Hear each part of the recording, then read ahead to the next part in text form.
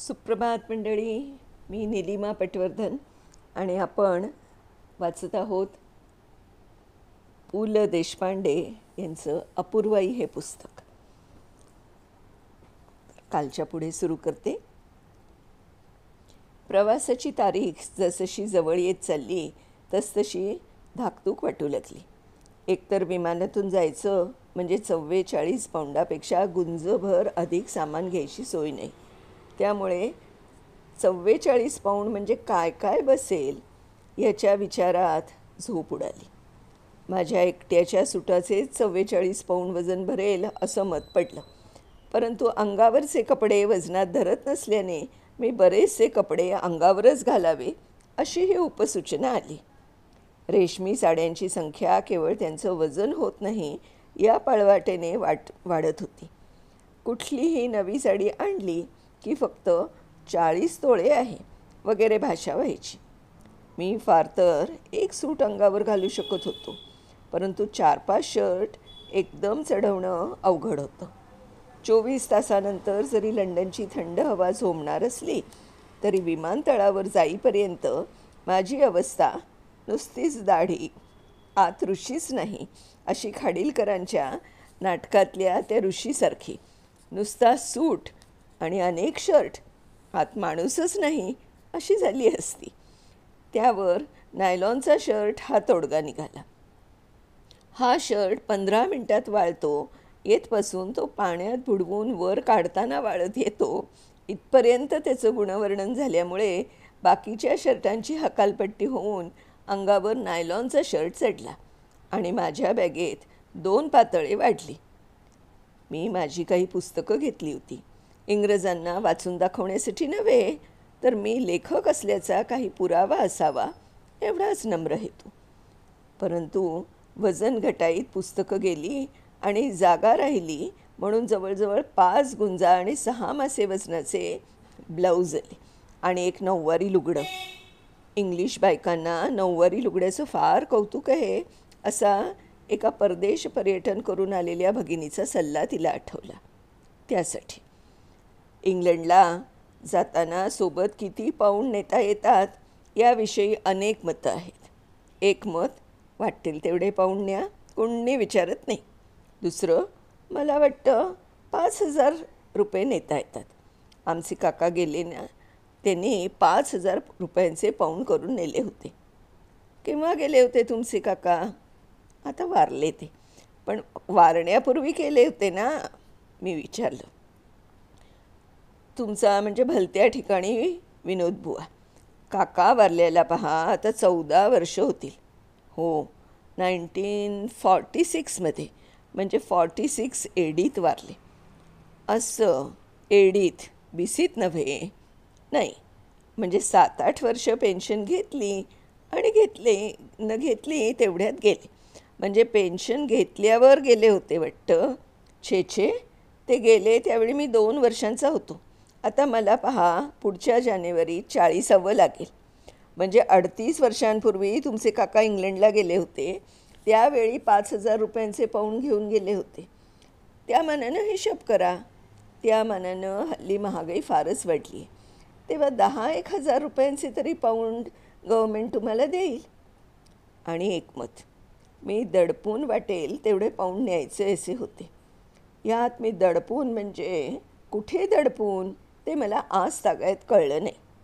काही जणांची समजूत, इंग्लंडला जाताना अमुक इतके पाऊंड मिळतात म्हणजे आपण विलायतेला जायला निघाल्याच्या आनंदात ही रक्कम आपणास सरकारकडून इनाम मिळते अशीही होती. ह्या उत्साही लोकांच्या विरुद्ध काही मंडळी, ते नीट पहा बुवा, मला वाटतं हल्ली एक पै देखील नेऊ देत नाहीत असा सल्ला देऊ लागली. आता सोबत पै देखील न घेता हा एवढा 5,000 मैलांचा किंवा कावळ्याच्या वाटेने थोडा कमी असेल पण काही कमी 1,000 मैलांचा प्रवास करायचा कसा हे काही कळले ना.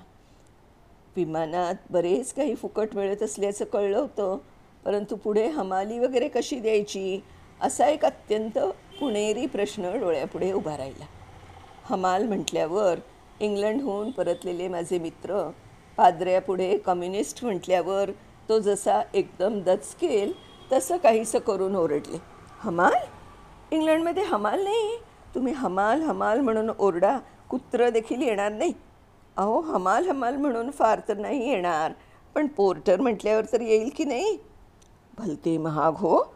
अहो, नुसती एक बॅग उचलायला 1 पाऊंड घेतील. म्हणजे 13.5 रुपये झाले. हिने पाऊंडांचे लगेच रुपयात धर्मांतर करून सांगितलं.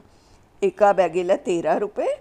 अहो, हिंदुस्थानात 13 रुपयाला बॅग विकत मिळेल. हमालांची चैन आहे म्हणजे तिथे.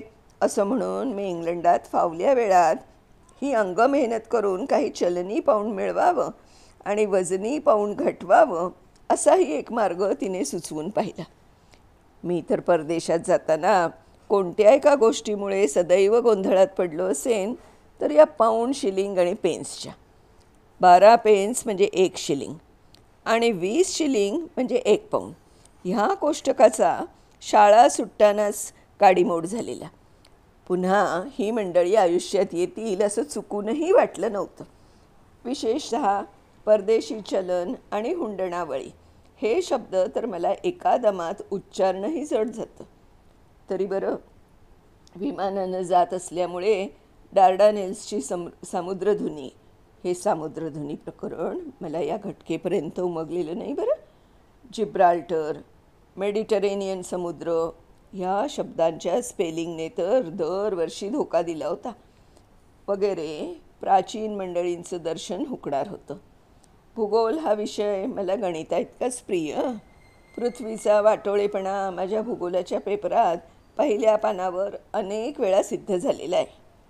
त्यातल्या त्यात पीतसमुद्र, तांबडा समुद्र, काळा समुद्र, इराणचा आखात, आशिया मायनर, टायग्रेस आणि युफ्राटिस या मला वाटतं बहुधा नद्या होत्या की अजूनही आहेत, देव जाणे. ह्या माझ्या गनिमांच्या डोक्यावरून मी उडत जाणार होतो. विमान कंपनीची कचेरी ही आतून देखील बाहेरून सजवलेल्या दुकानांच्या खिडक्यांसारखी सुंदर असते. आजवर निपाणी, संकेश्वर, चिपळूण, रत्नागिरी, कोल्हापूर, फार फार तर नवी दिल्ली असली तिकीटं मागायची सवय आहे. त्यामुळे लंडनचं तिकीट कसं मागायचं हा एक चिमुकला पेचच होता. मला एक जुना अनुभव आठवला. पंचम जॉर्ज भोप गादीवर होते त्यावेळची गोष्ट. आम्ही 2-4 मित्रांनी मॉन्जिनीत जेवायला जायचा बेत केला.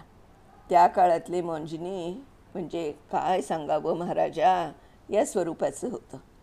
आता ते मॉन्जिनीही गेलं आणि जॉर्ज भोपही भो म्हणायला राहिले नाहीत.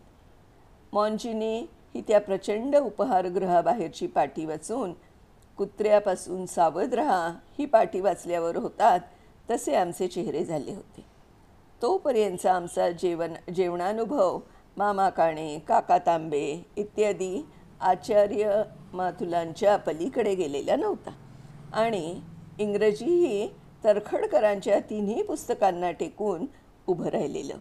त्यामुळे दुपारच्या जेवणाला डिनर म्हणतात का सपर याची चिकित्सा मॉन्जिनीच्या पायरीशी सुरू झाली.